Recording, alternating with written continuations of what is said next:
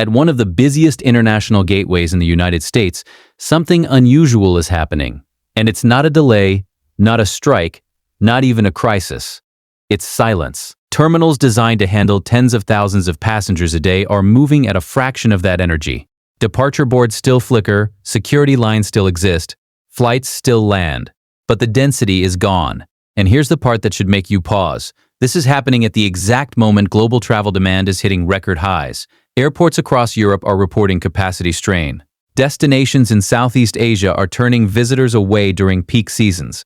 Travelers haven't stopped moving. They've simply started choosing differently.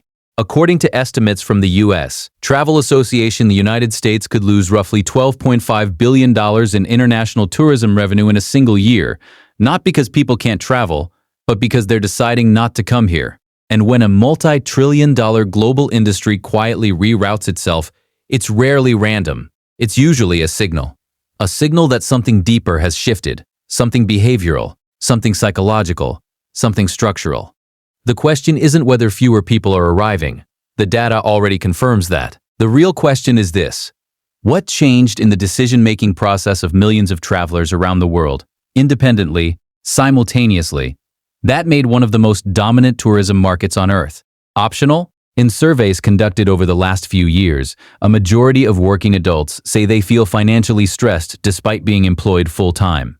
That contradiction should raise a bigger question than it usually does. If people are working, budgeting, and still falling behind, then maybe the problem isn't personal spending habits at all. Maybe the cost of a normal life has fundamentally changed. And once you start looking closely, a pattern begins to emerge. Not one problem, but several forces moving at the same time. Forces that individually look manageable, but together create a financial environment that is far more difficult than the one previous generations faced. Today we're going to walk through 6 of those forces. Not theories, not speculation, real structural changes that have quietly reshaped the financial reality of working families.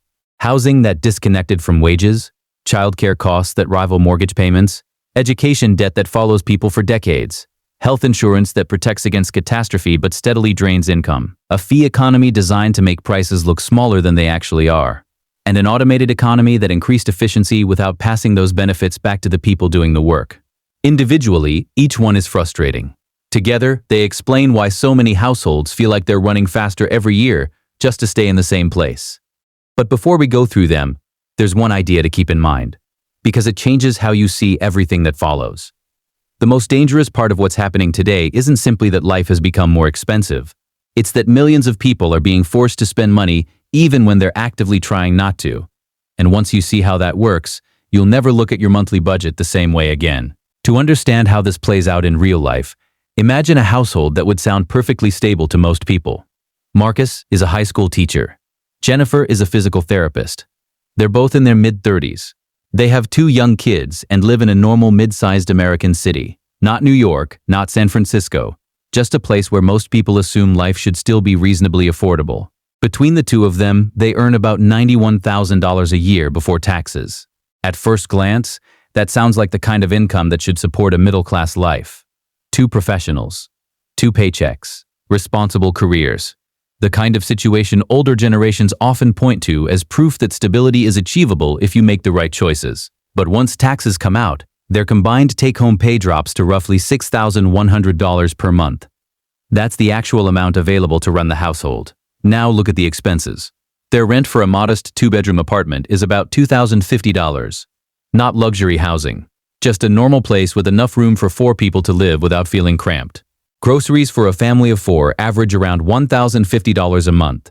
That's not restaurant spending or expensive specialty foods. Just basic weekly trips to the store.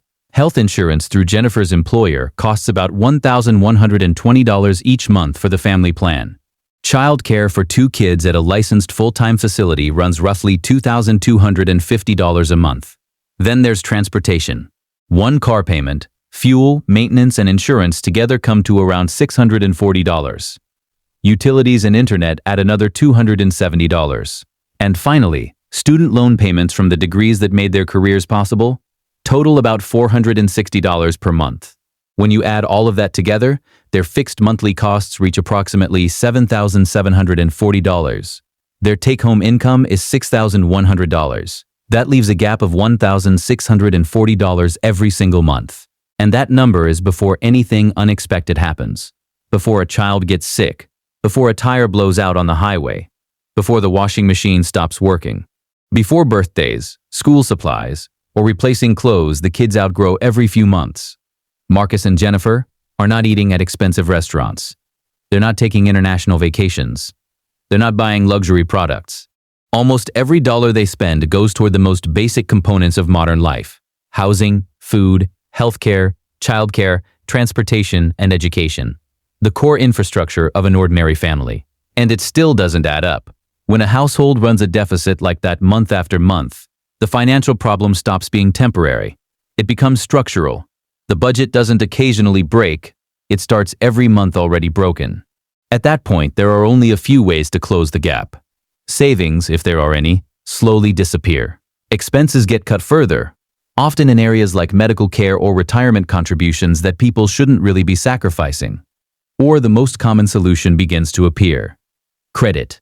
A credit card covers the shortfall in October. A small personal loan absorbs the holiday expenses in December. A payment plan handles a medical bill the following spring. None of those decisions feel irresponsible in the moment. In fact, they're often the most rational choice available. Missing rent or skipping a necessary doctor visit isn't really an option. So the household borrows time. But borrowing time comes with interest. And once that interest becomes part of the monthly budget, next month's math becomes even tighter than the last. This is the quiet financial reality millions of working families now live inside. The system has already anticipated the gap and built a solution for it. It will lend you the difference. With interest, which leads to a question that sits underneath everything we're about to discuss. If the fastest rising costs in the economy are the ones people have absolutely no ability to cut, can we honestly keep calling this a personal spending problem? Because when you zoom out, Marcus and Jennifer's situation isn't unusual anymore. It's becoming increasingly typical, and that's where the first structural force begins: housing. For decades, owning a home was considered the single most reliable path to financial stability. Work hard, save for a down payment, buy a house, and over time that house becomes an asset, something that grows in value and builds long-term security. For a long time, that formula genuinely worked. But the math behind it has quietly changed. And once you see how dramatically it changed, it becomes clear why housing has become the single biggest pressure point in modern household budgets. If the fastest rising costs in the economy are the ones people have absolutely no ability to cut, can we honestly keep calling this a personal spending problem? Because when you zoom out, Marcus and Jennifer's situation isn't unusual anymore. It's becoming increasingly typical, and that's where the first structural force begins: housing. For decades, owning a home was considered the single most reliable path to financial stability. Work hard, save for a down payment, buy a house, and over time that house becomes an asset, something that grows in value and builds long-term security. For a long time, that formula genuinely worked. But the math behind it has quietly changed. And once you see how dramatically it changed, it becomes clear why housing has become the single biggest pressure point in modern household budgets. For most of the last century, the foundation of middle-class financial security rested on one simple idea: work steadily, save what you can, and eventually buy a home. That home wasn't just a place to live, it was a long-term asset. As the mortgage slowly got paid down and the property value slowly climbed, families built equity, wealth that could later help pay for retirement, education, or emergencies. It was the financial ladder millions of households climbed, one generation after the next. And for a long time, the numbers made that ladder reachable. In the mid-1980s, the typical home in the United States cost roughly 3 to 4 times the median household income. That ratio matters because it tells you how realistic ownership actually is. When a home costs 3.5 years of total income, saving for a down payment and qualifying for a mortgage is difficult, but possible. A household can realistically work toward it over time. Fast forward to today, and the relationship between incomes and housing prices has shifted dramatically. In many parts of the country, the median home price is now 7 to 9 times the median household income. In high-demand cities, that ratio climbs into double digits. Suddenly, the same ladder that previous generations climbed has been stretched twice as tall. Even before you consider interest rates, the entry point alone has moved much further away. The practical effect is simple. Many families that would have bought a home in earlier decades are now forced to rent for much longer than they planned. Some stay in smaller apartments than they prefer. Others move farther away from their workplaces, trading lower rent for longer commutes. And many end up spending significantly more than the long-standing guideline that housing should consume no more than 30% of household income. That 30% rule, by the way, was established decades ago when the price-to-income ratio looked completely different. In a world where housing costs 2 or 3 times more relative to earnings, the rule quietly stopped matching reality, but it was never fully replaced with a new one. For households like Marcus and Jennifer, this creates a financial paradox. Renting keeps the roof over their heads, but every rent payment disappears the moment it's made. It doesn't build equity. It doesn't create an asset. It simply keeps the household stable for another month. Meanwhile, people who already own property benefit from rising home values. As prices climb, their net worth increases automatically. The home they purchased years ago becomes more valuable even if nothing about the house itself changes. That difference between owning and trying to enter the market slowly widens the gap between two groups of people. Those who bought earlier continue building wealth through property appreciation, while those trying to enter later face a higher and higher barrier every year. Housing, in other words, has quietly become one of the strongest engines of wealth inequality, not because someone designed it that way, but because the math drifted so far from where it once was. But housing alone doesn't explain why household budgets feel so strained. The next force is less visible but often just as expensive. It's something millions of families pay every month simply to keep 2 incomes in the household. And strangely enough, it's paired with a bill from decisions made nearly 2 decades earlier. Childcare and student debt. 2 completely different costs from 2 completely different moments in life, yet together they create one of the most powerful financial traps modern families face. The next pressure point in the modern household budget is something that doesn't arrive all at once. It builds slowly, often years apart, until 2 completely different financial obligations collide at the exact same moment in a family's life. On one side is childcare. On the other is student debt. They come from different chapters of adulthood. One is tied to raising children. The other traces back to decisions made at 18 years old. Yet both share a critical feature that makes them especially difficult to escape. They are costs you pay simply to participate in the modern economy. Start with childcare. For most families with young children, full-time childcare isn't optional. It's the price of maintaining 2 incomes. Without it, one parent often has to leave the workforce entirely or reduce hours significantly. And in a world where housing, healthcare, and education costs have already climbed, losing one paycheck usually isn't a workable option. So families pay. In many parts of the United States, full-time licensed childcare for 2 young children typically falls somewhere between $2,000 and $2,500 per month, depending on the state and the facility. In some areas, it's even higher. Think about what that number means in practical terms. In many regions, that monthly bill rivals or even exceeds a mortgage payment. Families are effectively paying the cost of a home every month just to be able to go to work. The most honest way to think about it is this. Childcare has become a kind of participation fee in the labor market. If both parents want to earn income, the system charges a monthly toll. If you can afford it, you keep both incomes. If you can't, one income disappears. And that financial setback tends to hit middle and lower income households the hardest. Now layer student debt on top of that. For many people who attended college, the monthly payment on student loans ranges somewhere between $350 and $500 per person, though the exact amount varies widely depending on the size of the loans and repayment plan. In households where both partners went to college, that can mean $700 to $900 every month, leaving the budget before anything else gets paid. Unlike childcare, which at least serves a current purpose, student loan payments often feel like a bill from the past.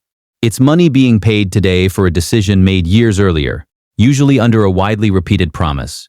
Borrow for education now, and the increased earning potential will make it worthwhile later. For many graduates, the degree did lead to better jobs, but the financial payoff hasn't always matched the cost of the loans required to get there. And here's where the situation becomes even more complicated.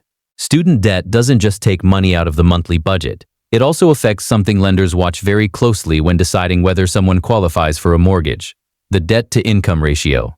That ratio measures how much of a household's income is already committed to paying debt. When the number is too high, lenders become reluctant to approve a mortgage. So the loans that were supposed to enable better careers, and eventually home ownership, sometimes end up becoming the very thing that delays buying a home. In other words, the investment meant to build the future can end up standing in the way of it. When you combine the two costs, childcare and student loans, the monthly impact can easily land somewhere between $2,700 and $3,400 for a typical dual-income household with young children. That's comparable to a second mortgage. Except unlike a home loan, these payments rarely build any lasting asset. They simply reset every month. Scale that experience across millions of households at the same time, and the broader effects begin to appear. Couples delay having children because the financial math doesn't feel safe. Families postpone buying homes because saving for a down payment becomes nearly impossible. Milestones that once marked the transition into stable adulthood begin drifting further and further into the future. Individually, each household is just trying to stay afloat. Collectively, the pattern reshapes how an entire generation builds wealth, or struggles to. But even these visible expenses, housing, childcare, education, don't fully explain the stress people feel around money. Because the next force works in a completely different way. It's something people pay for every month, yet when the moment comes to actually use it, many hesitate. Not because they don't need it, but because they're afraid of what it might cost. Most people think of health insurance as something you buy to pay for medical care. That's the simple explanation most of us grow up with. You pay a monthly premium, and when you get sick or injured, the insurance covers the cost. But for many families today, that's not really what health insurance feels like anymore. What they're actually paying for is protection from financial catastrophe, because modern health insurance isn't designed to eliminate medical bills. It's designed to prevent those bills from becoming completely devastating, and that difference changes how households experience the cost. Take a typical employer-sponsored family plan. Around the middle of the last decade, many families were paying somewhere in the range of $400 to $500 per month for coverage through work. It was still expensive, but it remained within the boundaries of what most middle-class budgets could manage. Fast forward roughly 10 years, and that same category of coverage in many cases now costs over $1,000 per month in premiums alone. In some households, it's even higher depending on the employer contribution and plan structure. That's an increase that has significantly outpaced wage growth during the same period. While household incomes did rise, they did not rise anywhere near fast enough to keep up with the cost of maintaining health coverage.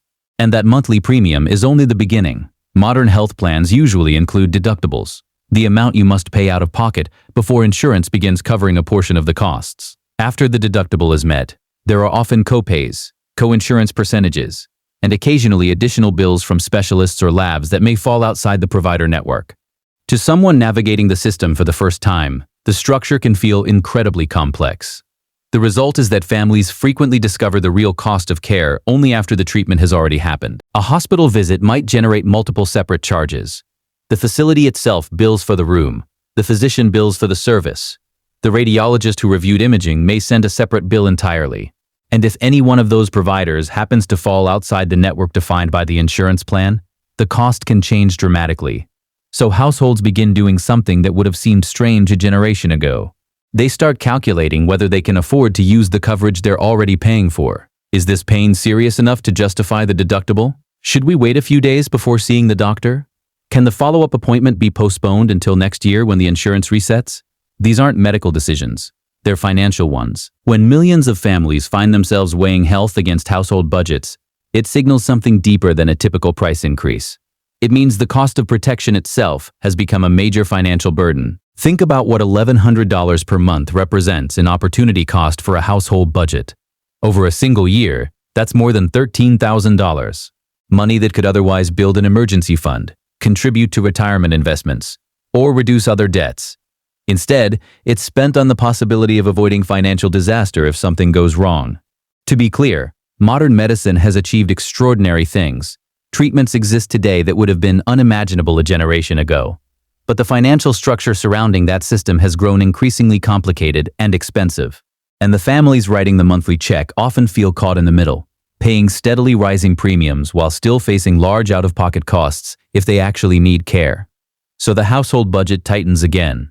Housing takes a large portion, childcare takes another. Student debt claims its share.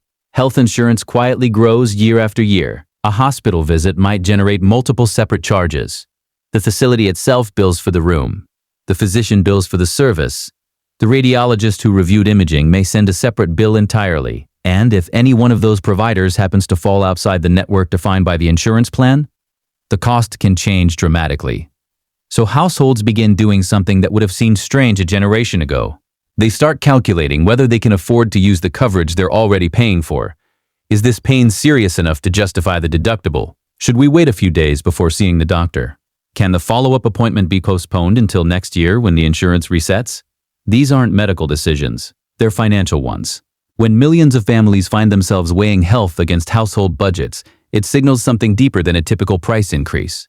It means the cost of protection itself has become a major financial burden. Think about what a $1,100 per month represents in opportunity cost for a household budget. Over a single year, that's more than $13,000. Money that could otherwise build an emergency fund, contribute to retirement investments, or reduce other debts. Instead, it's spent on the possibility of avoiding financial disaster if something goes wrong. To be clear, modern medicine has achieved extraordinary things. Treatments exist today that would have been unimaginable a generation ago. But the financial structure surrounding that system has grown increasingly complicated and expensive. And the families writing the monthly check often feel caught in the middle, paying steadily rising premiums while still facing large out-of-pocket costs if they actually need care. So the household budget tightens again. Housing takes a large portion. Childcare takes another. Student debt claims its share. Health insurance quietly grows year after year. At this point, the financial pressure begins to produce something new, a gap. Not a catastrophic one that appears overnight, but a smaller structural gap between income and expenses that repeats month after month. Sometimes it's a few $100s. Sometimes it's a little more. But over time, that gap becomes the most important financial force in the household. Because once the math stops working, the system already has a solution waiting: credit. And when that solution becomes permanent rather than temporary, the entire financial landscape starts to change. It depends on how quickly and how seriously those three pressure points are addressed. Because while demand for travel is growing globally, it's not guaranteed to flow in any one direction. It flows to where it feels easiest. Go back to where we started. That airport terminal, built for movement, built for volume, built for the constant rhythm of global travel. The infrastructure is still there. The runways are active. The planes are scheduled. Nothing about the system itself has stopped working. And yet something feels off. Not broken, just lighter, as if a portion of the energy that used to pass through has been redirected somewhere else. That's the clearest way to understand this moment, not as a collapse, but as a rerouting. Because global travel hasn't slowed down. If anything, it's expanding into one of the largest sustained growth cycles the industry has ever seen. More people are traveling internationally than at any point in history. More first-time travelers are entering the market every year. More destinations are competing aggressively for their attention.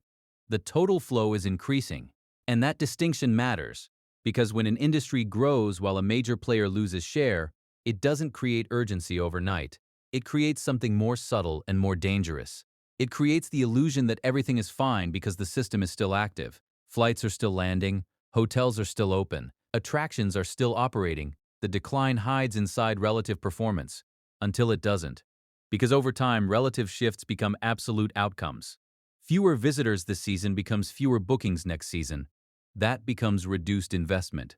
That becomes fewer experiences being built, fewer businesses expanding, fewer reasons for future visitors to choose that destination. Momentum doesn't just disappear, it reverses. Meanwhile, the destinations capturing that redirected demand are not standing still. They're building capacity, refining their systems, training their workforce, optimizing every stage of the visitor experience. They're not assuming travelers will come. They're removing every reason a traveler might hesitate. That's how competitive advantage is built now, not through legacy, but through execution. And this is where the story lands, not on a verdict, but on a turning point. Because nothing you've seen in this shift is irreversible. Not the decline in international arrivals, not the loss in revenue, not even the change in perception. But none of it corrects itself automatically either. The global travel market is not waiting. It's reallocating continuously, quietly, and based on signals that are often invisible until they accumulate. What we're watching isn't the disappearance of demand. It's the redistribution of it. From one set of choices to another. From one experience to a smoother one. And those decisions, made millions of times across the world, are reshaping one of the largest industries on the planet without a single announcement declaring that it's happening. So the next time you see an image of a half-empty terminal in a place that was never supposed to be quiet, don't think of it as a temporary anomaly. Think of it as a signal, because in a world where travel flows to where it feels easiest, the countries that win won't be the ones that wait for visitors to return. They'll be the ones that make it impossible for them to choose anywhere else.